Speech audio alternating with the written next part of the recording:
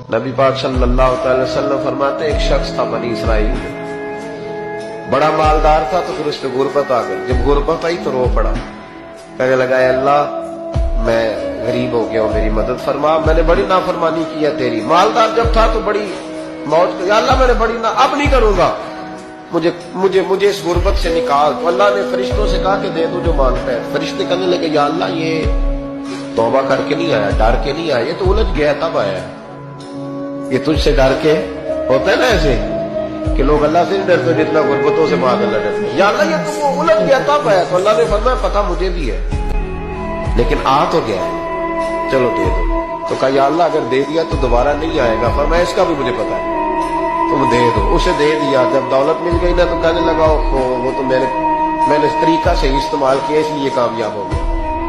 پھر کچھ وقت گزرا تو پھر الجھ گیا، پھر قرضے چڑھ گئے، پھر سارے اولاد کر کہنے لگا یا اللہ اب نہیں کریں، اب معاف کر دے۔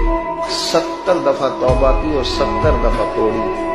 حبیب کریم فرماتے ایک دن بستر پہ تھا، آسانی تھی، 70 دفعہ فرشتوں نے کہا یا اللہ یہ جھوٹا ہے، جھوٹ بولتا ہے، یہ تو غربت آئی ہے تو تیری بارگاہ میں آیا ورنہ کبھی نہ آتا، بیمار ہوا ہے تو آیا، اس کا تو بچہ بیمار ہوا ہے تو آیا ورنہ کبھی نہ آتا۔ 70 دفعہ توبہ توڑی۔ ایک دن رات کو بستر پہ لیٹا تھا، دولتیں بھی تھی، آسانیاں بھی تھی، دل میں خیال آیا میں کتنا جھوٹا ہوں، جب الجھ جاتا ہوں تو اس کے دروازے پہ جاتا ہوں اور وہ کتنا قریب ہے، مجھے خالی نہیں لوٹاتا۔